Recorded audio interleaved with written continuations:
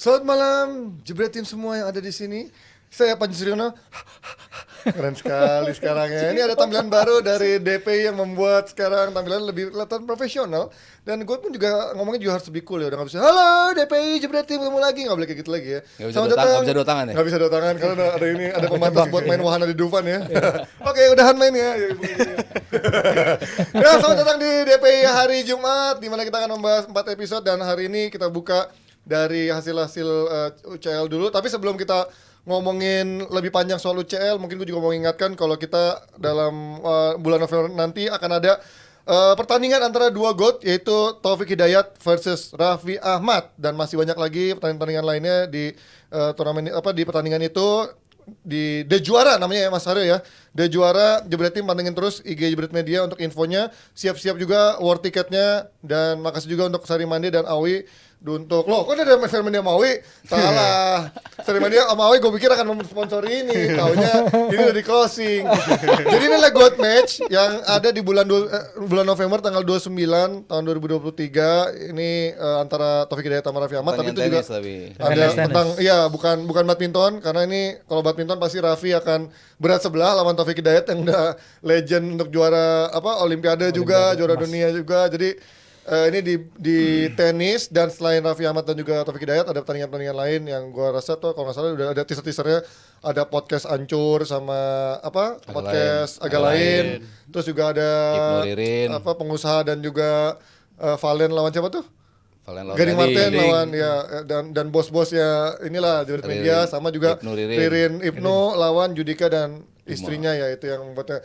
Dan Valentino versus Desta juga ada juga Valentino lawan Desta, yang kemarin kita lihat udah saling menantang satu sama lain di media sosial. Jadi pantengin terus saja IG-nya Jebret Media untuk lihat GOAT Match 29 November 2023 dengan nama The Juara untuk olahraga tenis. Tiketnya sabar, infonya akan segera diinfokan oleh IG-nya Jebret Media. Nggak kerasa ini udah 5 menit ya, Kita akan pindah tentang pertandingan akhir pekan nanti, karena kalau kita ngebahas UCL ada yang senyum-senyum di sebelah saya sana, kayaknya udah dari awal dia melihat timnya menang besar lawan Felipe Albert. Gino.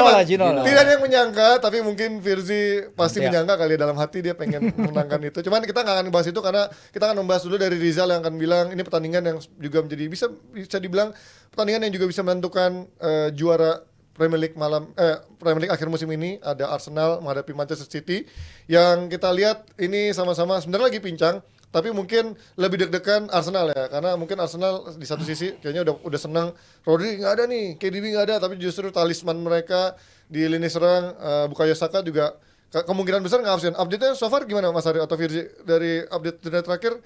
Mungkin nggak dia tampil? Ada harapan nggak dia tampil? Kayaknya nggak ada sih. Dari sana semuanya negatif. Nggak ada harapan menang berarti ya? Iya.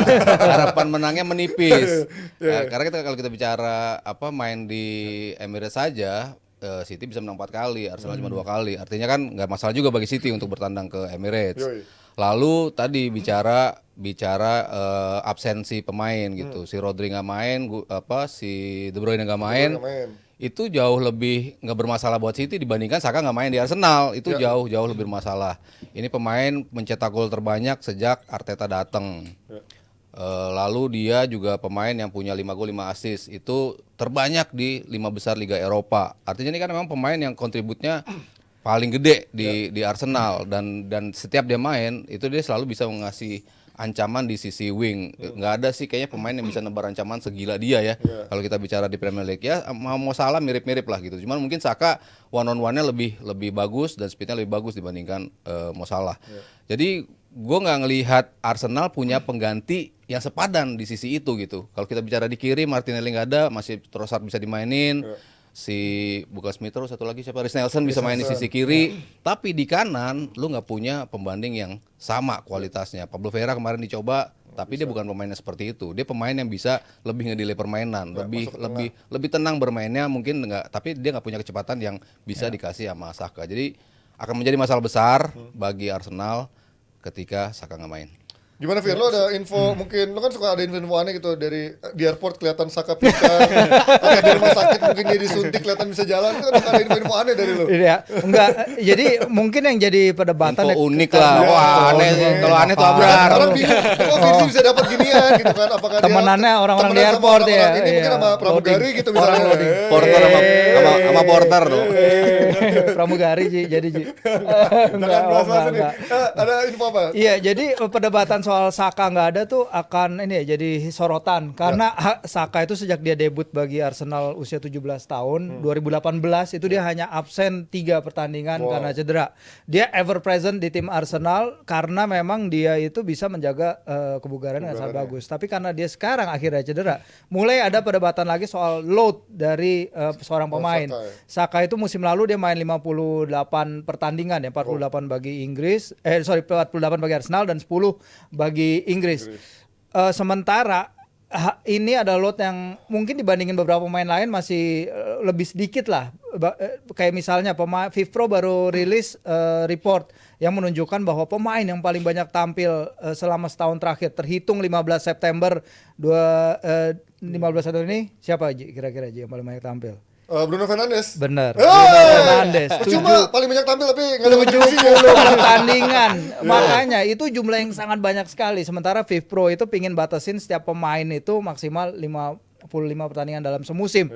Dan ini jadi masalah belum hanya 55 pertandingan dalam semusim tapi turnover pertandingan juga sangat banyak. Kalau kita lihat dengan musim Piala Dunia kemarin dengan pre-season yang mereka harus ke Amerika Serikat dan lain-lain. FIFPro itu menyarankan setiap musim itu harus ada jeda antara 28 hari sampai 40 hari. Tapi Saka melapor kembali ke Arsenal setelah season kemarin berakhir ke pre-season trainingnya Arsenal itu dia hanya istirahat 19 hari. Jadi pemain yang tadinya ever present yang tadi selalu bisa tampil akhirnya setelah bertahun-tahun dia tidak ada masalah akhirnya jadi korban juga dia karena banyaknya beban laga karena semua everything is more kan more matches seperti Piala Dunia akan lebih banyak pertandingan, Piala Eropa udah lebih banyak pertandingan, Liga Champions tahun depan akan lebih banyak pertandingan lagi.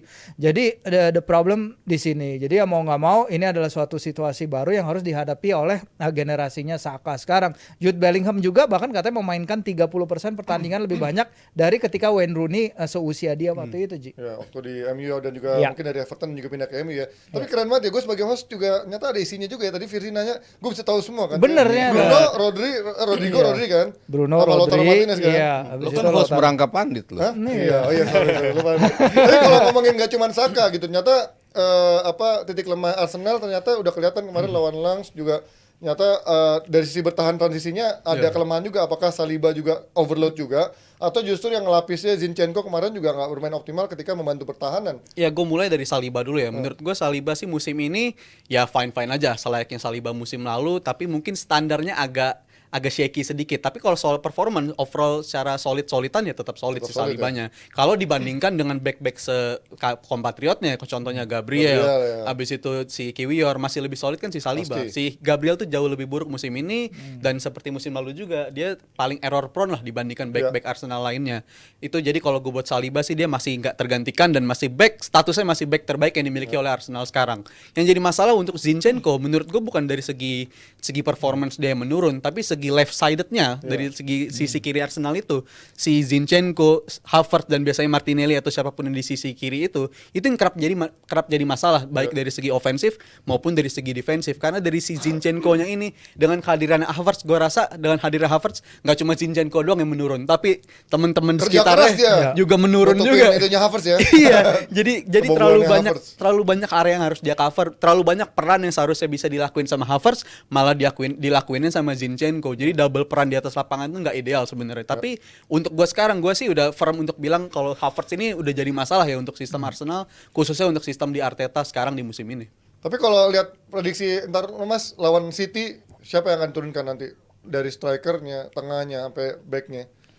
Kayaknya kalau nambel di kanan yang memberikan dampak yang sama ya. Karena kan Martinelli kan Ini kemungkinan emang Abraham asu masih masukin Masih Saka loh. Terlalu optimis Berharap apa dia, ini berharap. atau doa atau lo mau nyederhain pemain andalan lo sendiri gitu. ya mungkin perubahannya si Smith Rowe tuh banyak yang minta dia Iya sih, main ya. dia he deserve itulah chance Iya, untuk mendapat buktiin lah. kesempatan ya walaupun Havertz belakangan udah mulai membaik lah ya, mulai involved in the game. Masih optimis ya Mas sama Havertz ya. Masih dong.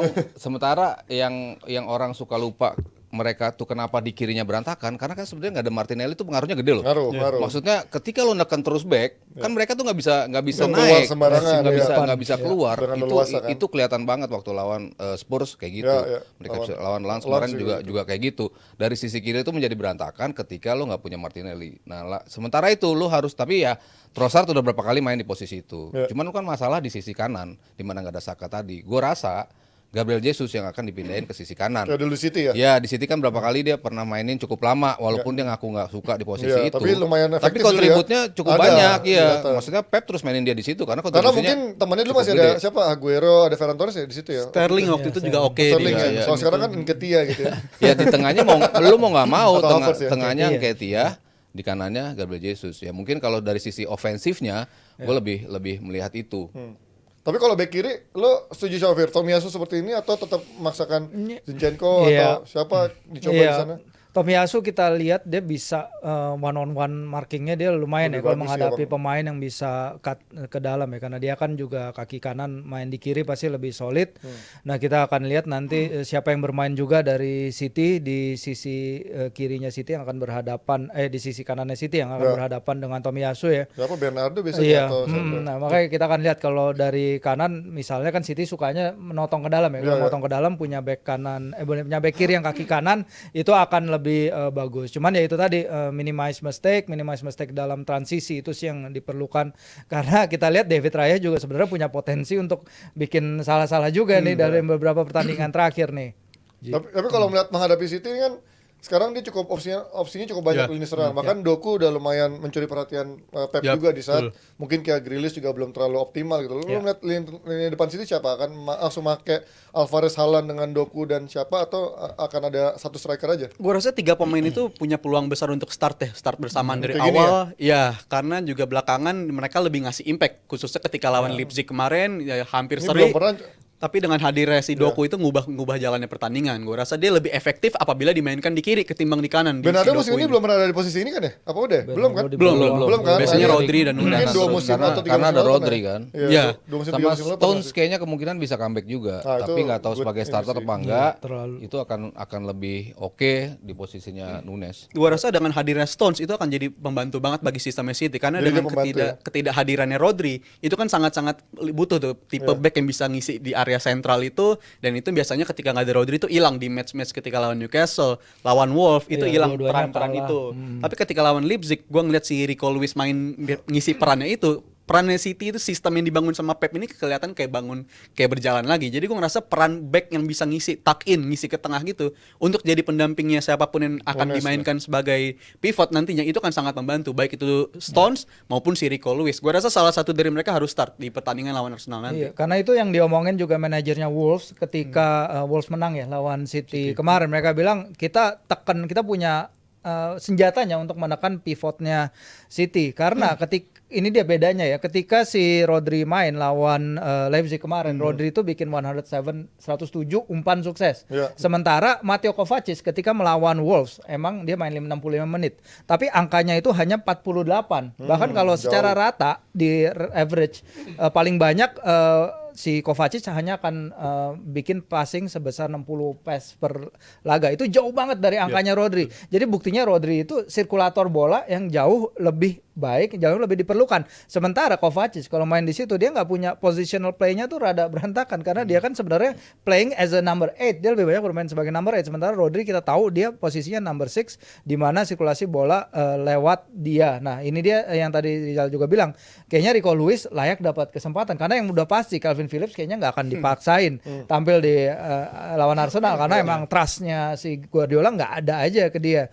Udah gitu Stones mungkin dia bisa jadi option tapi apakah dia yang yang Rusty belum pernah main sama sekali jadi starter, it's risky juga. Iya, risky juga sih. Fitnessnya Rico belum. Lewis setiap kali main dia bisa manfaatin space, dia bisa manfaatin opera, dia bisa lihat ruang dan lain-lain, bagus. Cuman itu dia, mau nggak Pep bisa percaya dia apa nggak? Terutama dia deliver kalau sampingnya Rodri. Iya, itu dia Lewis, ya. masalahnya. Kalau dia Iya. bisa nggak dia gantiin? Kalau Kalau emang sendiri, sampingnya Rodri, bisa nggak dia pengganti? Dan kemarin kan menang lawan Leipzig pun ada Rodri juga kan. Dan menurut Iya. lu Mas, nanti ketika ada lawan Arsenal nggak ada Rodri lagi, kerasa banget gak goyang nih lawan Arsenal? Lumayan sih. Cuman dia itu maksudnya dari sisi Saka, dari sisi Iya, itu juga Martinelli, itu kan Arsenal juga punya defisit juga. Iya. Mungkin yang berantem di tengah ya Odegaard, Declan Rice, itu mungkin pemain-pemain yang Declan tapi yang Rice sih bisa bakal kerja keras banget yang sih bisa forward pass untuk ngeganggu kestabilan ini kan. Nah, itu yang nggak terlalu banyak kan ketika opsi lo nggak ada Saka, nggak ada Martinelli. Ya Trossard mungkin dia akan bisa bantu untuk turun untuk bisa rebutan bola di tengah. Itu yang gue rasa harus dimenangin dari tengah dulu. Kalau kita bicara wing, kayaknya Arsenal susah ya untuk andalin wing, mungkin bantuan. Tengah juga lawan Spurs aja kecar-katir. Iya, kalau bantuannya dari siapa? Dari Tomiyasu, dari Ben White kan nggak mungkin juga untuk bisa ngebantu mereka penetrate untuk menahan dua wingbacknya dari si City itu nggak naik kan. Ketika back wingbacknya naik itu udah makin susah. Dan buat kalau Arsenal. ngeliat Arsenal tanpa Saka, kita ngeliat contoh lawan Lens kemarin lah, itu kan menderita banget ya. Mereka kehilangan sisi kreativitas, kehilangan Martinelli aja udah cukup bikin sakit bagi sistem Arsenal. Ditambah kehilangan Saka itu udah jadi different story lagi menurut gue. Tapi ini seharusnya mengharuskan bagi Arteta untuk bisa mengeksplor lagi pemain-pemain yang dia punya yang available sekarang. Karena dari profil tipe pemain-pemain lini depan yang dimiliki Arsenal, macam si Reece Nelson, Trossard, itu kan pemain yang bisa versatile, bisa dicoba di kanan maupun di kiri, bisa dicoba di sentral juga. Mungkin kita akan lihat Havertz main lagi tapi bukan sebagai midfielder lagi. Mungkin akan dicoba lebih forward, lebih ngisi posisi di depan. Jadi gue rasa ini jadi pertandingan yang ibaratnya Pep maupun si Arteta tebak-tebakan nih siapa yang bakal main di tim lo. Jadi main games, side war-nya sudah dijalankan dari sekarang, tapi gue menarik untuk melihat Arteta bisa ngelakuin apa dengan squad yang dia milikin sekarang karena semua pemain bisa versatile sebenarnya posisinya. Ya selain itu juga sebenarnya ada masalah lain yang lebih besar dari Arteta sih. Mental blocknya Arsenal setiap kali ketemu City, karena ketika mereka menang di Community Shield kemarin itu adalah kemenangan pertama Arsenal atas City dalam 5 tahun kalender. Itu udah lama itu juga ada udah penalti banyak ya? banget. Gitu juga gara-gara penalti. dan gol bunuh diri si Dan Akanji. gol bunuh diri Tendangan Akanji. untung-untungan. Iya, dan Guardiola itu menang 17 dari 20 pertandingannya dia kontra Arsenal. Sebelum Community Shield itu dia menang 7 laga beruntun dengan agregat gol 2-1-4.